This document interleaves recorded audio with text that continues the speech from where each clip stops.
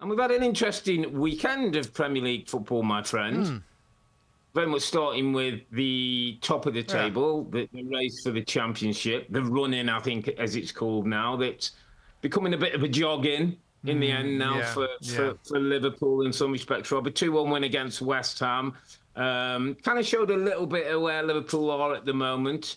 In terms of, starting well and then maybe going into cruise control, West Ham getting into the game, equalising, and then them finding a way through it. Is this kind of what we're going to expect from here on in now for Liverpool, Rob? Yeah, I think so, Rob. And like we said in the show today, like there's one of two ways that they can do this, isn't there? I guess there's probably more than two ways, but they can kind of coast it, and they can. I mean, today. I maybe explain it better than what happened today. Today they're winning the game 1-0, and I think they want to win. Liverpool want to win games, but they don't really need or seemingly want to really put teams away and go full throttle, flat out to try and really smash teams early on to get these points to win the title as early as they can. But it looks like they want to win games. Of course they want to win games. So the game I thought was like, we're ahead. This is okay. It's okay, West Ham. You play a little bit of football, but we're winning, so that's okay. As soon as West Ham United scored a goal, Robertson, Van Dijk kind of mix up, all of a sudden there's like a raise of about 4 gears where they're like, we want to win again, and they get the goal from Big Virgil from the set piece very quickly. So maybe that's going to be the way. It's not going to be a coast and, they lost and they drew. I mean, we know they're going to win the title. But I certainly don't think it's going to be a flat out, let's try and impress everybody. I think it's going to be like today. We'll do enough to win games because we want to win games, particularly at Anfield. And I said on the studio show today, they're too good, Rob, aren't they? They've got too many good players to lose or too many professional players to let it be a real kind of poor run-in. What do you think to that? What do you think to the game, Rob? And what do you think to that theory that they... they'll do, I guess, the least effort to win a game of football? It's a good point. I love the line, too many good players. We're going to park that because I'm going to come back to that in a discussion later. But do you know, Rob, what I was looking at today? And, great news, Mo Salah's got the signed a new contract, beautiful assist. It's a record-breaking assist now, 27 goals, 18 assists. 45 goal involvements in a Premier League season, the best ever in a 38-game season, putting this guy at another level. So great start, good enthusiasm, fans were into it. And then I think what happens, Rob, and I would say similar to Arsenal yesterday, I think human nature kicks in. Yeah. I think the human nature of, with 10 points clear, with a win today, with 13 points clear, we've had 60-odd maybe games across cup and competition. We've had internationals where we've been here. Yeah. I just think it's a human trait, Rob. Yeah, I do, yeah. Even if you want to go, your legs are going, hold on a minute, mate. Well, I'll put it in for 30-odd games, and we're sitting top, and it's not a chase. If Arsenal were 3 points behind them and there was a chase on, they'd have beat West Ham 3-0 today or 3-1. Yeah. I think they did find those gears earlier. So you're right. I think, the Diaz goal, the Van Dijk, getting the goal back. I mean, it's interesting, Rob. One of the things I wanted to look at, because I thought, it was a win. Liverpool have lost 3 of the last 5 games in all competitions. So if you count Champions League, the PSG, and the League Cup, and the league game last week, it was against Fulham, wasn't it? Yeah. It's like they haven't quite been at the top end of the game that we saw early to mid-season when they were controlling games, Rob, and playing with a real intensity. I don't think we've seen that for a few weeks. And again, it may well be down to the mental condition you're in. They're going to win it by distance. They've by far been the best team in the league. And I think, Rob, we should start to just talk about this, start to celebrate the 20th title that they won. Celebrate that, it's going to be at Anfield, and possibly a couple of weeks they can win the title. I think they've got Leicester and Spurs to play, Rob. 2 more wins and it's done and dusted. The scenes at Anfield are going to be incredible because the last time they won it, we know it was a pandemic and nobody was there, and it didn't quite feel as it should have done. It wasn't celebrated in the manner it should have been. This one, I think, will be, mate. Yeah, it definitely will be, and particularly as it's the 20th top flight title to go level with Manchester United, and that's a big deal. That's a big deal, I believe, for both football clubs about that record and who's the best and who's the one been the most successful English team, etc., etc., etc.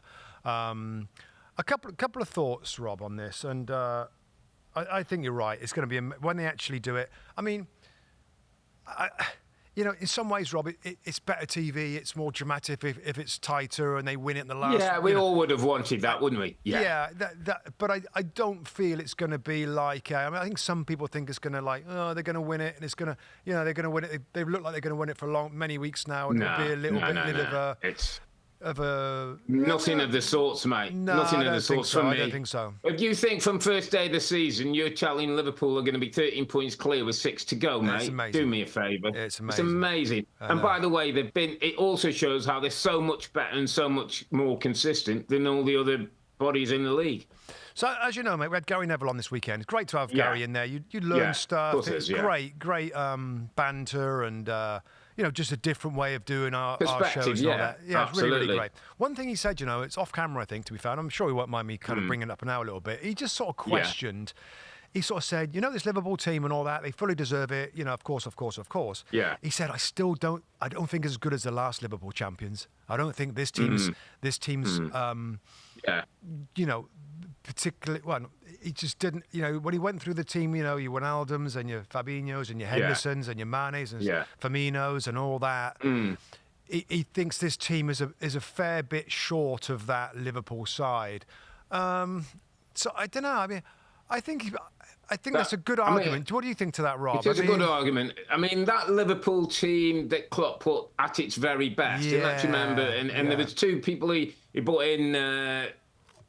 Virgil van Dijk, and he brought in Alisson as a goalkeeper. Two key pieces, mate, when they were a good team anyway. And then he went, bang, we're going to another level.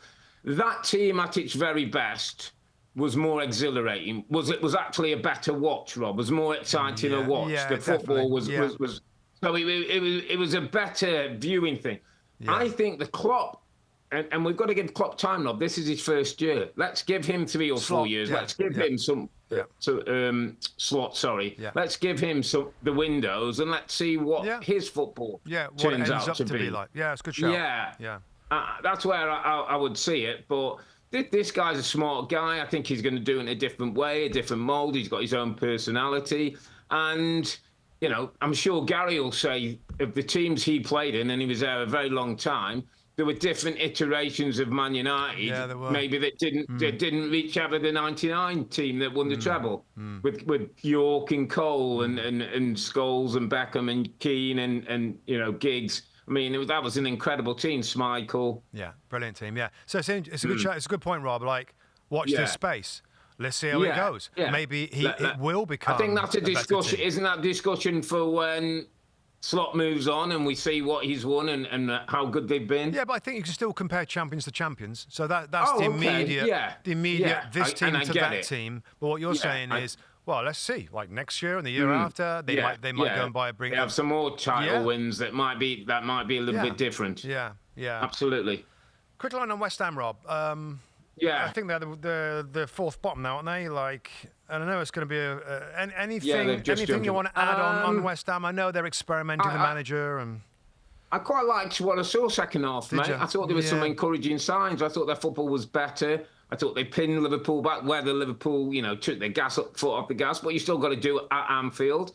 I thought they scored a goal when they looked like they were on top of the game and maybe could have gone on and got a second. I mean, they hit the ball late at Fulcrum with their header. So, again, I would just say to West Ham fans, let's get through this season. Yeah. They're going to be in the league. Let's let this guy have a summer. Yeah. Let's get him a bit of pruning and maybe 1 or 2 more he wants. And let's give it the first half of next season to start seeing the improvement. That's where I am with Graham Potter, mate. Yeah. Last line, Rob, back on Liverpool. The big news of the signing of Mo Salah. It looks like Virgil van Dijk is very close. I think it's going to announced next week. Just give us I think it's pretty obvious what everybody thinks about this, but how relieved will the fans and the manager be, Rob? And I'll have one point I'll bring into you after you get your initial reaction. Well, we knew there were 3 players whose contracts were up, 3 key players at the football club. in a way, Rob, it's not great business that we've gone this far, and it was still a bit of a doubt whether privately in the background Liverpool always knew this was going to happen. Mo Salah signing is an incredible. It's like a new signing in some respect, because if Mo Salah went, that's a massive hole you've got to fill, which I don't think you fill with one person. Virgil van Dijk's influence around the football club and his maturity as a Liverpool captain, I think it means a lot to him, Rob. I think you see his reaction when he scores today. I think he wants to go down as one of the great Liverpool captains, and there's been some of them. So to get these two guys at this stage of the career, when either could have moved, Rob, either could have moved for big clubs, for big money, and probably similar salary and a huge signing on fee, it still shows the pull of Liverpool as a club, as a community, and it keeps Liverpool in title business for me. You lose Van Dijk and Salah, mate, and I'm not sure you're talking titles instantly without these two. Well, I'll tell you what you do have to do, Rob, and this is for me, even when I look at the right back in Connor Bradley, you've got re-signed the other two, all of a sudden you have got your funds, your transfer kitty is now going to add to grow the team and improve the team instead of replacing those that have left.